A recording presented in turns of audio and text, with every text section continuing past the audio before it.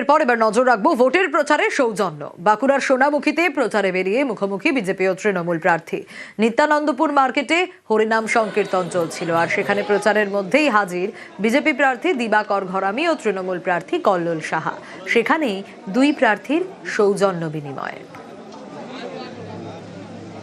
এখানটা যেখানে এসেছি এটা ভগবান শ্রীকৃষ্ণ শ্রীমতী রাধা রানীর দেবালয়। এখানে কোনো আওয়াজ নয়, কোনো রাজনীতি নয়। দিবাকরের সঙ্গে যে সাক্ষাৎ হলো তাই ওকে জড়িয়ে ধরে ওকে আমি শুভেচ্ছা অভিনন্দন জানালাম। রাজনীতির জায়গা, আর সৌজন্য অন্যত্র। ও আমাকে শুভেচ্ছা জানালো, আমি ওকে প্রীতি শুভেচ্ছা জানালাম।